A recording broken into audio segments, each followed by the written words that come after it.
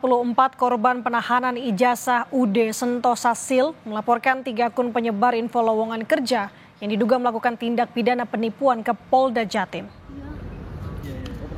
Pelapor ditemani kuasa hukum membawa sejumlah barang bukti termasuk unggahan beberapa akun penyebar lowongan kerja yang sudah dicetak. Korban melaporkan 3 akun yang dimiliki Diana Janhua serta melaporkan salah satu manajemen UD Sentosa Sil yaitu Veronica terkait dugaan penipuan dan penggelapan. Pasalnya dalam unggahan di media sosial akun lowongan kerja tersebut, pemilik akun mengunggah lowongan pekerjaan perusahaan lain.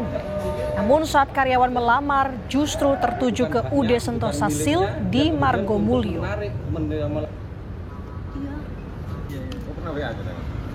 Ada 3 dugaan tindak pidana yang terjadi yang kita laporkan. Yang pertama adalah dugaan tindak pidana penipuan, di mana bahwa ada akun-akun media sosial, ada 3 akun. Yang pertama adalah akun Facebook, kemudian akun aplikasi Kita Lulus, dan akun Instagram yang melakukan pengumuman lowongan pekerjaan. Yang kedua adalah tindak pidana penggelapan. Dari teman-teman yang sudah melamar ke Margomulyo itu, kemudian dia diminta untuk menyerahkan ijazah atau kalau tidak ada dengan uang pengganti 2 juta. Nah, setelah teman-teman resign, yang harusnya ijazah itu dikembalikan, tapi sampai hari ini tidak dikembalikan.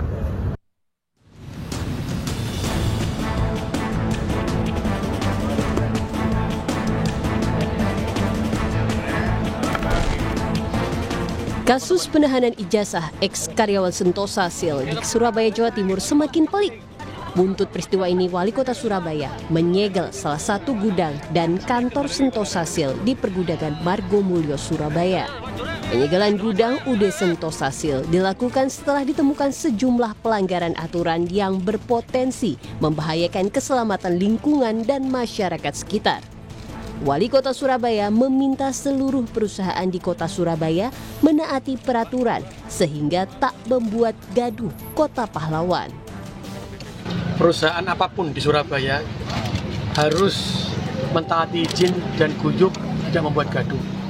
Dan ternyata perusahaan ini tidak ada tanda daftar gudangnya. Sehingga hari ini kami tutup. Kami sudah berkoordinasi dengan Kementerian Perdagangan.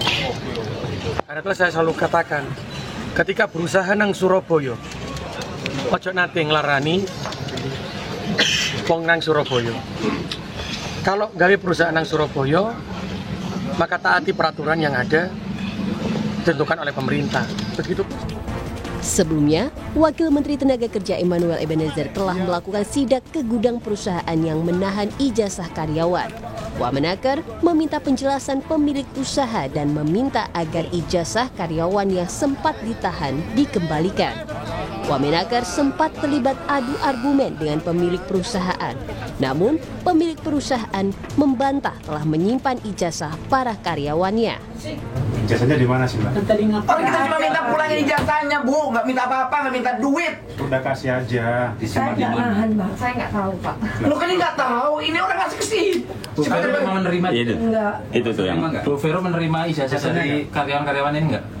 Wah, enggak. Tidak ya. Ini ada rekaman ya. Ibu Vero Ibu kenal nggak sama yang ini belakang? Saya kenal. Nanti pernah ketemu? Kenal. Menerima ijazah dari yang bersangkutan? Menerima ijazah Ijazahnya yang bersangkutan. ini siapa namanya ini? Dan SKCK. Waktu daftar. Vero, kamu nanti berbohong, kamu kena kamu loh, Vero. Vero, ini banyak ini akan menjadi. Saat ini sudah ada 44 korban penahanan ijazah UD Sentosa Sil yang melapor ke polisi. Melalui kuasa hukum, para korban juga telah melaporkan perusahaan kepada polisi atas dugaan penipuan dan penggelapan. Tim Liputan, Kompas TV.